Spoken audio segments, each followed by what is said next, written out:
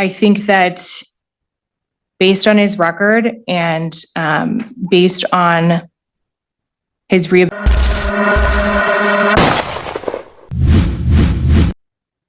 will go on the record in the matters 24 CF 170, 24 CT 33. State of Wisconsin versus Jacob Jones. The state appears through Assistant District Attorney Holly Rockow in person. We have Mr. Jones in person in custody with counsel Gabriel Pollock.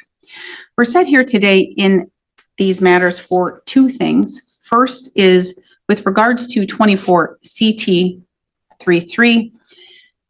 The OWI third was inadvertently dismissed and read in with the agreement, and I do not believe that was part of the agreement. Is that correct, Mr. Pollock? Your Honor, I guess I'd spoken to Ms. Rockow earlier this morning, and we had just noted that it had been read in and believed we were here for sentencing in the 24 CF 170 matter. No. Understood, Your Honor. I can certainly conference with Ms. Rockow to see how she would like to proceed with that. I guess I'm not sure how the court would prefer to proceed. Because the OWI third was not a part of the agreement to be dismissed and read in particular because the legislature, as well as the public and the public interest, looks at those matters, the OWIs, very, very seriously. And that was overlooked by all parties, including the court, when all the multiple cases and multiple things were put on during the plea hearing. So with regards to 24 CT 33, that matter, the court does not allow that matter to be dismissed and read in. And if that affects today and what's going to happen today, then we need to address that, and this matter needs to be reset because, again, the OWI third in 24 CT 33 was not a part of the agreement that was reached between the parties. And that was not the agreement that was recited to the court. If that was recited to the court would not have permitted the agreement and would have proceeded to trial. Understood, Your Honor. I believe that Ms. Rockow and I can likely come to an arrangement. I just had not done that at the moment, but I think we can likely have that figured out. All right. So why don't you go conference with Ms. Rockow, and then you're going to need to conference with Mr. Jones because I don't want him to feel rushed, but this matter can all be reset to a different date and time. However, I do understand that this is your last day on at the public defender's office in this capacity, and another public defender would need to be retained or appointed. Yes, Your Honor, I appreciate that. I also know that there are numerous people here in support of Mr. Jones, so if we can accommodate this, that would be my preference. All right, we will briefly adjourn. Back on the record, Sam, appearances as previously noted, the parties have reached an agreement. Mr. Pollock has went over a plea questionnaire waiver of rights form as it relates to 24 CT 33, operating a motor vehicle while intoxicated. Mr. Pollock, can you please recite the agreement on the record after the court is making the formal order to reopen 24 CT 33, because that was not a part of the original, that was not a part of the agreement, correct, Ms. Rockow? Correct. And correct, Mr. Pollock? Yes, Your Honor. All right, please recite the agreement for the record. Your Honor, our understanding of the agreement, if Mr. Jones enters so slowly. Yes, Your Honor. Our understanding of the agreement is if Mr. Jones enters a plea of guilty to count 1 in 24 CT 33, which I believe is the operating while under the influence of an intoxicant, count 2 and 3 would be dismissed count 3 would be dismissed and read in, count 2 would be dismissed by operation of law, or nope, count 2 is not operating while revoked. I thought there was a prohibited alcohol concentrate. So the remaining counts would be dismissed and read in, 1 as a matter of law. The parties would join in recommending a sentence of 45 days in the county jail, a fine including the various surcharges of $1,844, loss of operating privileges, and requirement for an ignition interlock device for 24 months. Where are you coming up with those things? You're just kind of pulling them out of the air? Your Honor, I think a lot of this was the, That's not even my IDIP guidelines, which is the lowest, and that's not even the district guidelines. Your Honor, I guess Your Honor, I think that we're now viewing these as, this is now kind of a global situation that we have here. We're resolving the felony file and the CT file together. The 45 days is the statutory minimum period. I think that's appropriate, given the recommendations the parties will be making for the felony. We are recommending a lengthy period of supervision. So I think that's appropriate, given that level of protection to the public. Also, I understand that Mr. Jones spent 12 months in the county jail, or was sentenced to 12 months in the county jail due to the revocation. So I think that we can also factor that in terms of what's best for the public. The other thing is that there was an IDIP recommendation or offer that was made, of course. He had begun doing that process, as I understand it, according to my file at least. And then, of course, he was incarcerated. We're coming up with the 45 days because that's the statutory minimum. Okay, what about the 1844, the 1,844? That's just a random number. That's the 10th District guidelines for this offense date from the 2023 grid. But this occurred in July 2024. My July 2024 grid is 1869. the OWI was February of 2024. I don't think that the guidelines had gone into effect at that point. You're right. I was looking at the burglary. Correct. That is correct. So the state has no objection to the minimum fine. All right. Okay. Now we're making sense. All right. Okay. So that's the agreement that's been reached, Mr. Jones. Yes, Your Honor. Now we're going to move on to sentencing, and we will in fact do a dual sentencing in this matter. We have the sentencing for the operating while intoxicated third offense, and we do have the sentencing in the 24 CF 170 matter, in which you did plead guilty to 1 count of strangulation, suffocation, 1 count of false imprisonment, and 1 count of stalking. They are all felonies.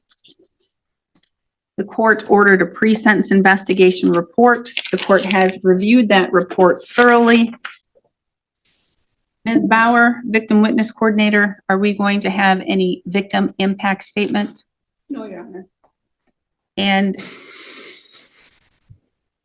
in my review of the case, I did not find any impact statement filed in this case. Is that correct? Yes, Your Honor. The only information that I have received from the victim would be the information contained in, I believe, in the complaint.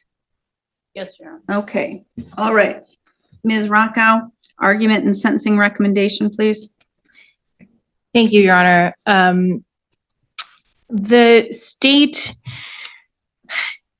has considered the material in the PSI, and of course, all of the facts and evidence in this case very carefully, and is joining the defense in a recommendation to the court for an imposed but stayed prison sentence. Specifically, the state is recommending that Mr. Jones be sentenced to an imposed but stayed sentence of, as to count 3, 2 years of initial confinement, 2 years of extended supervision, as to count 6, imposed and stayed 2 years initial confinement, 2 years extended supervision, and as to count 7, imposed and stayed 1.5 years initial confinement, 2 years extended supervision, all to run concurrent to each other, as this was one incident. I think that it's appropriate that they do run concurrently. In reviewing Mr. Jones' history, he does not have a violent history.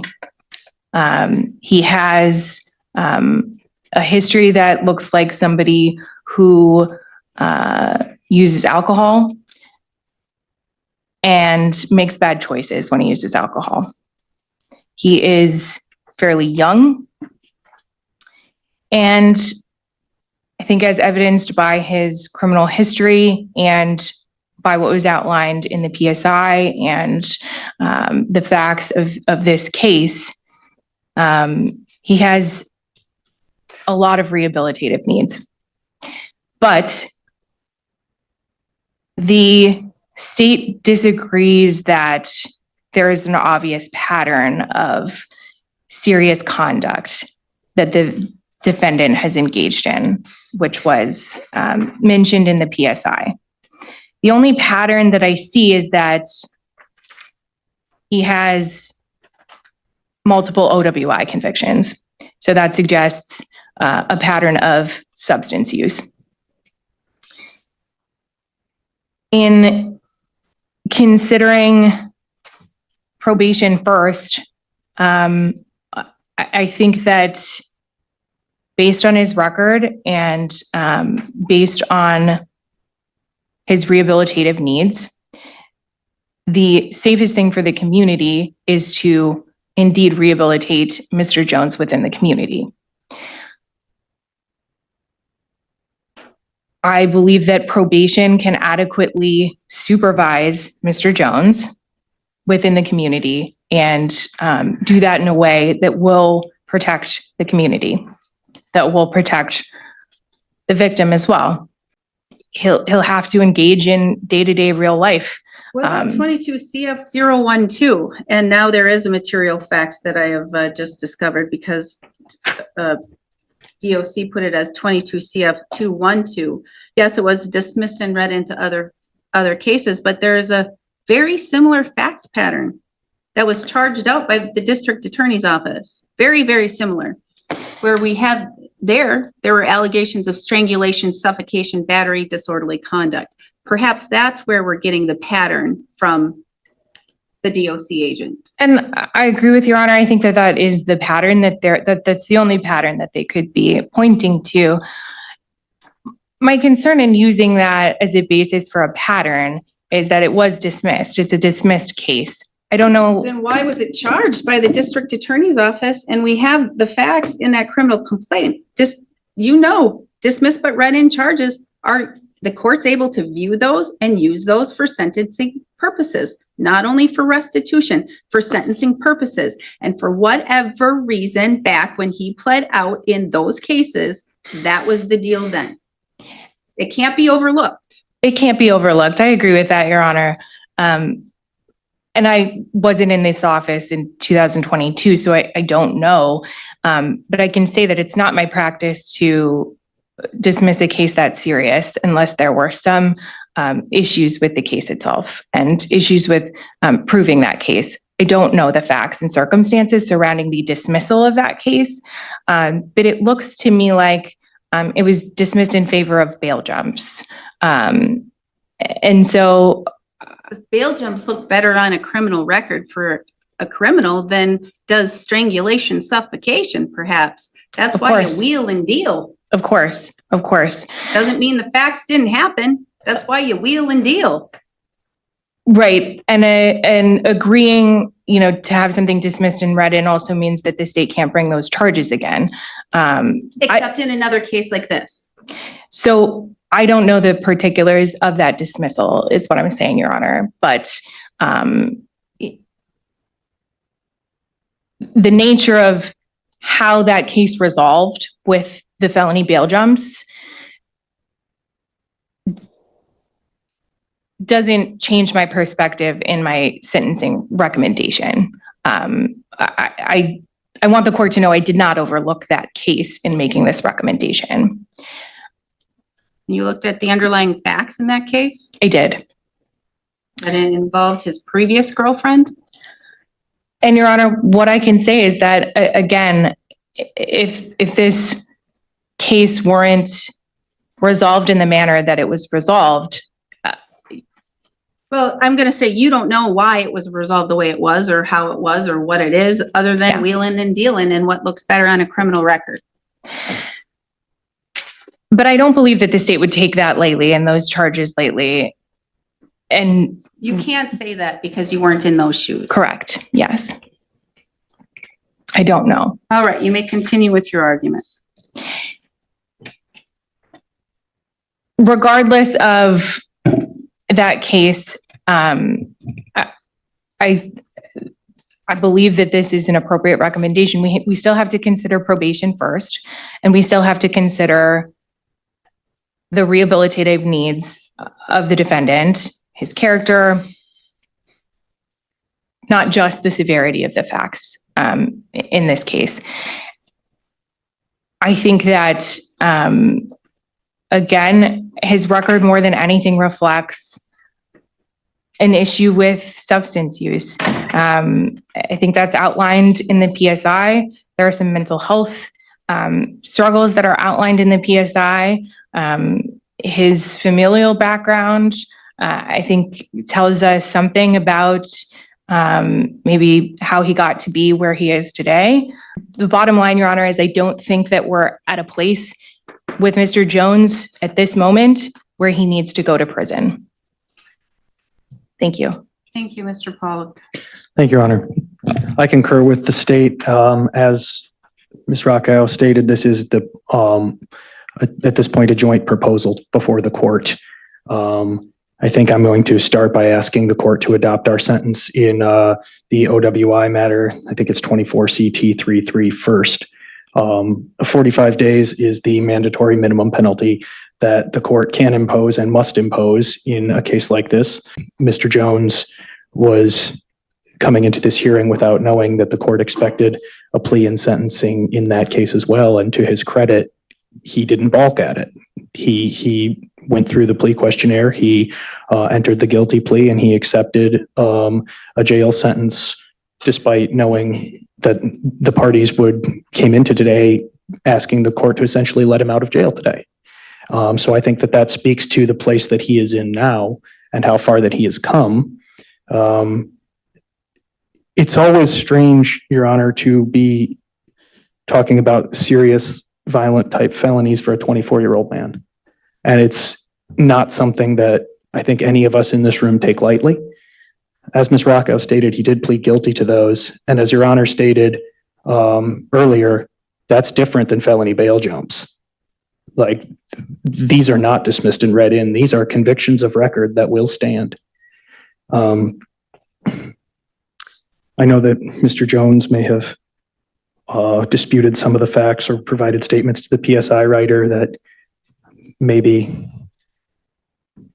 tried to make himself look a little better than he was that night. I know in another case I spoke to Dr. Courtney Endress about a similar situation. It wasn't this case, but I mean, I think it's, to echo the doctor, it's something people do when they're confronted with things like this. They try and make it a little better for themselves. And I only bring that up because Mr. Jones has not backed away from this. He has remained in custody since, I believe, July 20th of 2024. He has not complained. He has taken his time and I think demonstrated an extraordinary growth.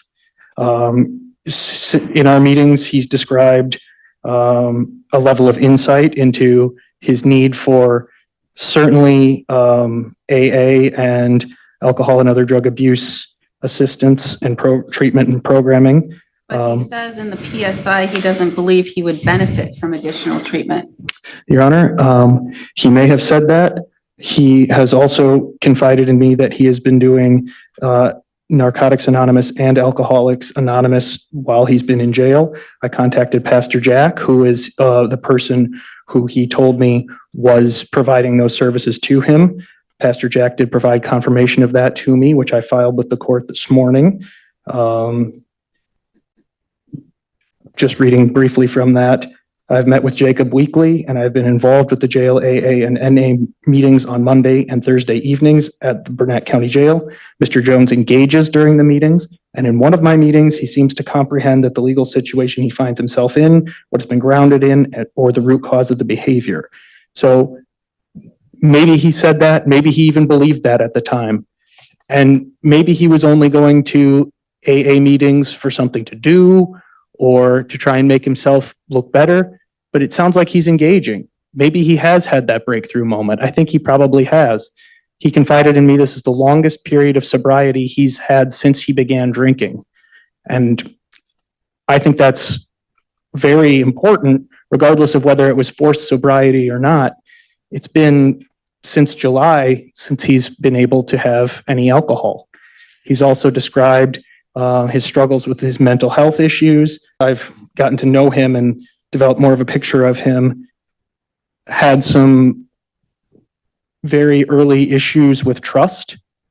There was a description in the letter provided by the individual Sasha Stavro, who is here in court today supporting Mr. Jones, that despite never being a legal stepfather, that he considered himself the person in that role.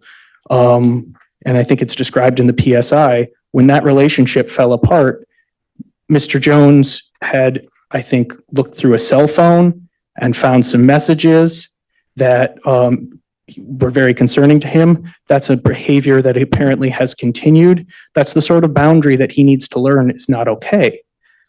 And I think that's something, as Ms. Rockow stated, that can be addressed in the community. His issues of trust, alcohol abuse, and mental health, that's a lethal combination that he does need to address. I think that our agreement is appropriate, and it's very hard for me to even say these words, Your Honor, to ask to impose a prison sentence for a person who's 24 years old. That is what we are asking. We are asking you to impose a prison sentence that essentially turns into 2 years of initial confinement followed by 2 years of extended supervision. As Ms. Rockow stated, this was a single incident, so I think concurrent sentences are appropriate in that regard. That would be obviously consecutive to the OWI sentence. And then we're asking you to stay that for a period of 4 years of probation. I think that the extra year beyond the standard 3 years is appropriate given the multiple felony convictions. He does have a child, Your Honor. He will always have a child. That is something that he needs to address this before the child gets older, before these sort of behaviors can occur again.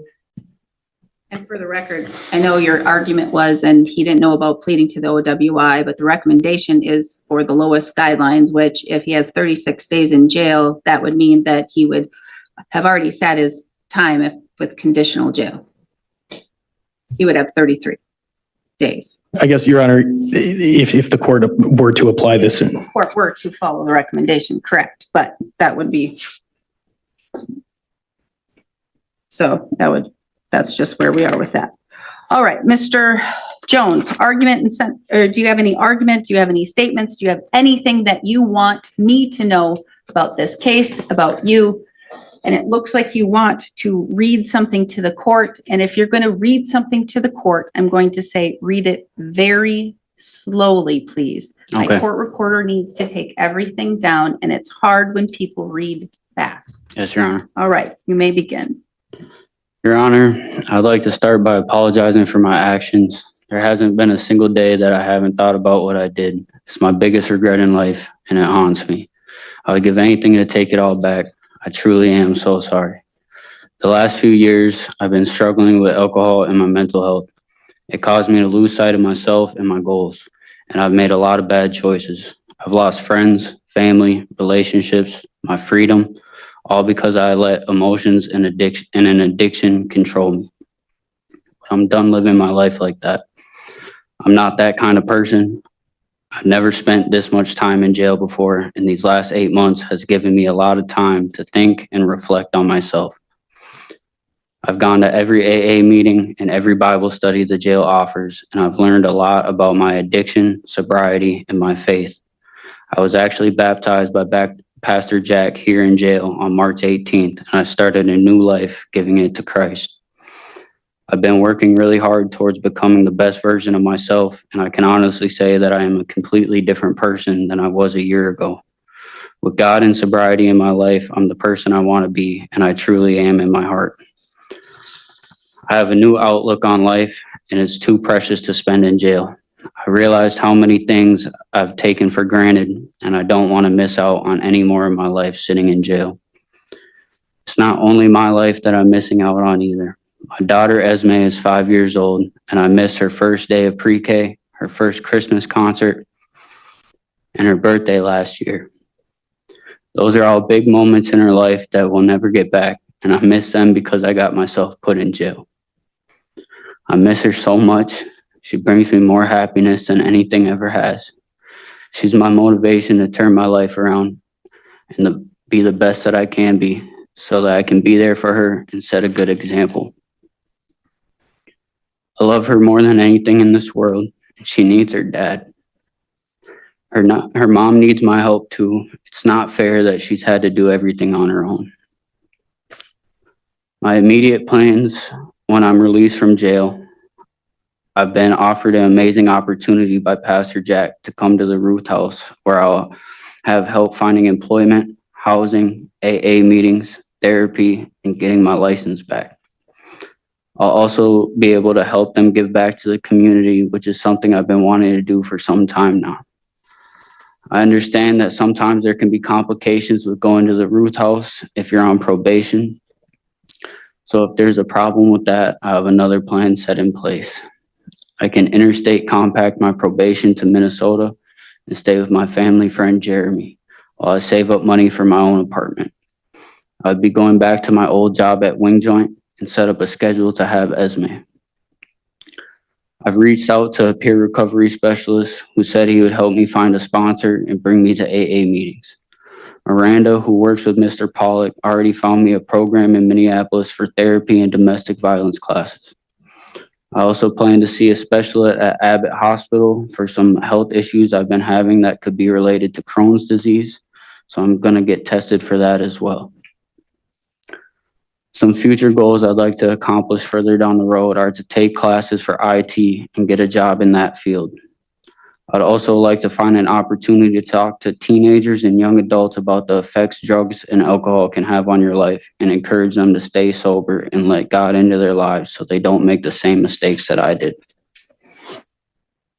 Your Honor, I ask you to please not give me an immediate jail sentence, but probation with a withheld or state-imposed sentence over my head.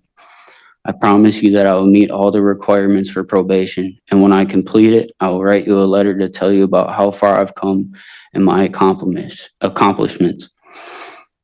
I'm ready to move forward with my life and show the world the new me. So, Your Honor, I ask you to please give me the second chance to go out and be successful and prove that I'm a good person.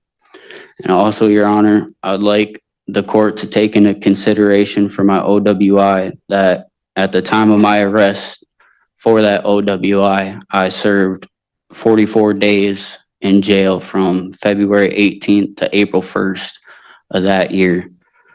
Thank you. Thank you. When a court sentences an individual, as Ms. Rockhow pointed out, I have certain factors and certain things I have to look at. First and foremost, the nature and the gravity of the offense. How serious are these crimes? Second, I have to look at your character, your past criminal record, and that would include all of the criminal offenses in your record, okay? I have to look at, third, needing to protect the public, all right? So I have to look at those three things first, and one can outweigh the other, or I can have two that are about the same, on the same scale. But those aren't the only factors that the court looks at in sentencing. I also do have to look at the effect of the victims, how your actions affected people, especially the victims. I have to look at your rehabilitative prospects. I have to look at this, as everybody's stated in here, is there a pattern, an undesirable behavior pattern? in what you've been doing. I have to look at your culpability. I do look at your age, your education, your history. I also have to look at deterrence. There are two types of deterrence. Specific deterrence to specifically deter you from continuing to do these types of actions. Because this isn't your first time in front of the court for very, very similar things. When I look at all of the crimes and what you were charged with and the maximum possible penalties, if you were to go to trial in both of those cases and you were convicted on all of those charges, the maximum possible penalty you could receive on those convictions would be 63 years and some odd months. 63 years of prison hanging over your head. And that's not all in prison. Some of that is initial confinement with extended supervision. But we all know extended supervision means you could serve that in prison. But 63 years with these crimes that you've committed and that were a part of all of your actions on July 20th, 2024, and then on February 18th, 2024, 63 years.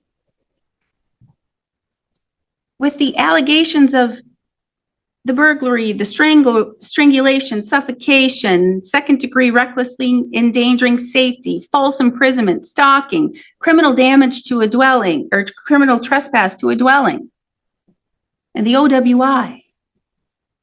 So serious. They're all very, very serious. And I have a pre-sentence investigation report that is very voluminous in information. I like them. It gives me a lot of information. And then I have a joint recommendation from both the state and the defense. The Department of Corrections is saying, you know what, Judge, in our review, in our determination, in our looking at this thing as a whole, we believe that this is a prison sentence, and it's a prison sentence now. 2 years, 2 to 3 years in, with 2 to 3 years out. And then I have a recommendation from the state and the defense, both saying, you know what, Judge? Yeah, he's young. We don't really see a pattern here. He can change. It was alcohol or substance driven. Let's look at his rehabilitative needs. Let's look at that. Let's weigh that at the highest instead of the severity of the crimes and protecting the community. See, I remember that 2022 case, and I remember when that happened, and I do remember that agreement.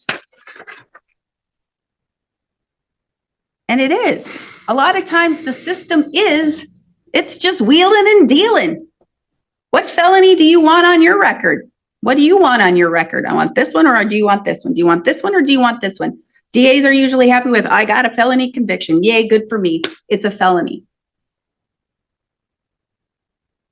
Because in 2022, pretty much the same conduct and behavior happened. Pretty much the same, except you didn't break into her house. They may have been dismissed and read in for your global agreement and deal that you got in 2022 for your felony bail convictions, but the same underlying conduct for why you're sitting here today. And that can't be overlooked. It just can't. This was a serious and violent attack. On July 20th, 2024, you had a plan. Whether or not you were under the influence of alcohol or other substances, you did what you did, and you had a plan. You went to the victim's residence. You broke in to her house. You startled her. She was in the bathroom showering. You punched her in the arms through the shower curtain. You grabbed her around the neck. You punched her in the chin. You squeezed her neck tightly. She reports losing consciousness. She regained consciousness. She tried to leave the bathroom. You pushed her. You grabbed her and forcefully shoved her head into the toilet, causing the toilet seat to break away from the toilet. You then grabbed her neck for a second time until she lost consciousness again. Upon regaining consciousness, she managed to make her way out of the bathroom. You continue to yell at her and demand that she go back into the bathroom to discuss some text messages that she had on her phone. This was over text messages she had on her phone. And I understand you may have underlying trauma with your mother cheating on Sasha and you being the one that looked at her phone and you found those text messages confirming, at least to you, that she was cheating on Sasha. It's got to hurt as a kid. It's got to hurt as a person who has a man in his life who has been there and been his rock. And I'm sure you were very angry, very hurt, very traumatized. And I'm sure that did stick with you. I'm going to guess Sasha didn't do this to your mom. But I don't know. Doesn't say here and here, and I don't have any arguments or anything that says that you witnessed Sasha beat up your mom. And then after, you continue. You don't just stop after this incident occurred. And after the victim gets away, you continue by sending her over 100 text messages and several calls, and you continue to do this. Thus the stalking. You just wouldn't leave her alone. You just couldn't leave her alone. And this is a pattern. This is very similar to the 2022 case with your ex-girlfriend. Very similar pattern. Fight, grabbed her neck, pressed hard, suffocation, close to losing consciousness, over jealousy. Again, whether you were intoxicated or not, and I believe, if I'm recalling correctly, there was like 8 beers, and I can't recall if it was this case that you said that you had 8 beers or the 2022 case you said you had about 8 beers. But again, I get that you're indicating that you were intoxicated or that's your excuse.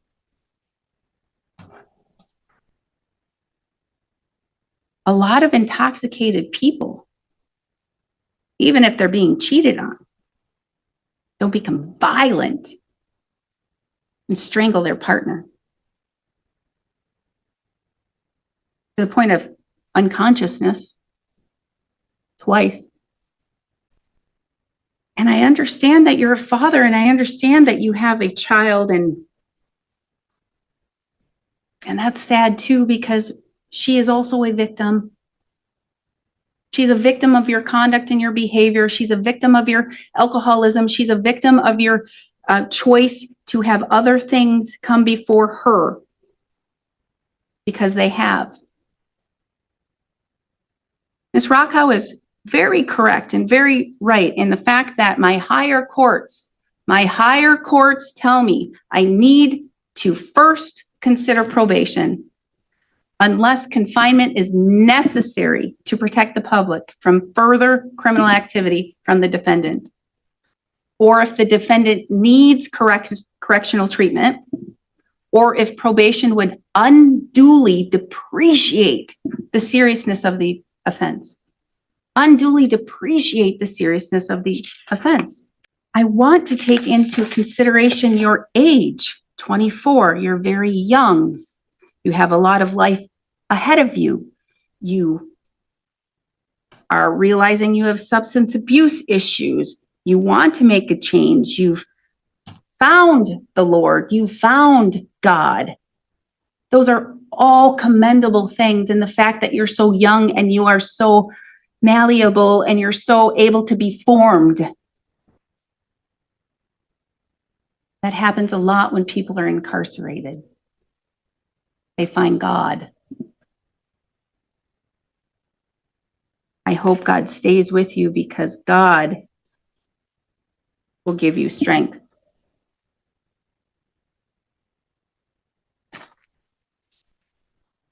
I have conflicting arguments from the Department of Corrections and from the attorneys in front of me. Because the Department of Corrections believes that you are a high risk to committing another offense like this. Especially because of your young age and your intoxicating choices, and because this isn't the first incident. This is the second charged incident. It could have been the second convicted incident, but for the fact of the global offer and, the magic of those agreements. And there are things that I don't get to know about these cases. I don't get to know because I don't get the discovery. I don't get to see all of the information that's contained in the cases until it either goes to trial or there's some motion and I get some glimpse of the evidence, or I get this PSI that has some of the additional information that gives me more, because it's supposed to help and it's supposed to guide with sentencing. And there's evidence and information that there was bruising on the victim's arms, neck, and face. And she experienced severe psychological distress, fearing for her life. And then you knew that she had blocked you from her telephone when you were calling her 100 times. And so you purposely used the star 069 to get around it so she would answer. So you can make contact with her. So then she didn't know who she could even answer on the telephone. And if the victim was not able to flee her home that night and get help from the neighbors, it could have been far more serious. We could have been here for something else, something far worse than where we are here today. And I know you're saying all of these wonderful things right now, but you've been incarcerated for 8 months. And I don't know why the victim isn't present in court, and I'm not going to speculate. I only know what she said to the police and what's in the criminal complaint. You have a lot of people here supporting you. A lot of people here. A lot of people believe you can change. Mr. Jones, only you know if you can change, because only you can change you. I'm not following any of the recommendations. I believe they're all way off, way off. This is not merely a probation case. This is not an upfront prison case, because again, you at least deserve an opportunity to show that you're willing to try and make a change. Because if you don't, you're sitting a long time in prison, and you will. As to count 3, suffocation and strangulation, an H felony, sentencing you to 3 years of incarceration with 3 years of extended supervision.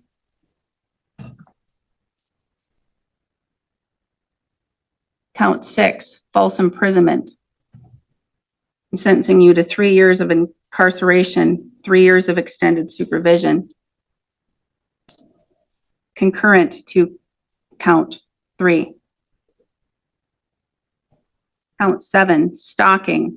I'm sentencing you to 1.5 years of initial incarceration, and 2 years of extended supervision consecutive to both count 6 and count 3.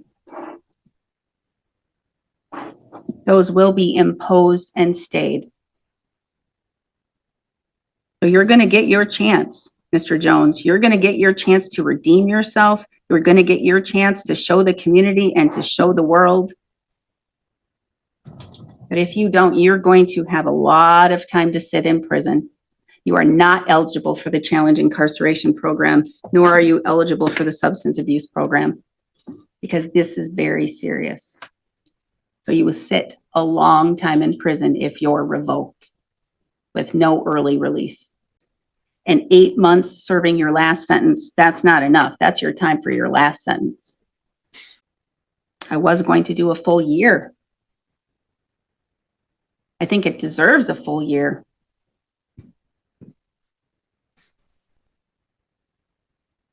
But I'm going to sentence you to 6 months additional conditional jail. At the minimum, the severity of the offense requires that at the minimum. With regards to fines and fees, $443 for count 3. Excuse me, $518 for count 3, $518 for count 6, $250 for count 7. The court orders that all restitution, surcharges, court costs, and fines are to be collected as a percentage determined by the Department of Corrections to be reasonable while you are in state prison or as a condition of extended supervision if you are revoked. I'm going to order with regards to the OWI, 45 days of jail time consecutive to 24 CF 170. $1,844 in fines and fees, OWI assessment, 12-month revocation of your driver's license, 12 months ignition interlock device. Now, as it relates to conditions of probation, absolute sobriety, no use or possession of any illegal drugs, substances, or paraphernalia. Mental health assessment.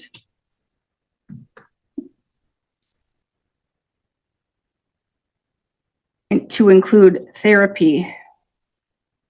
That 24-week domestic violence course. What is the name of that course? A moment, Your Honor, I'll find it.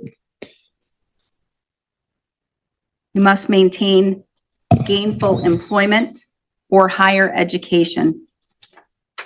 The name, Your Honor, is the Domestic Abuse Project in Minneapolis. I don't know if they have any, I think they do have an age restriction of 24 years. So if he's 25 at the time of release, would the court be amenable to a similar program?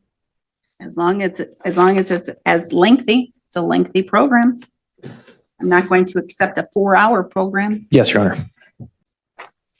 Mr. Jones, I believe you were given a gift here today, a gift that perhaps your victim was not able to be given.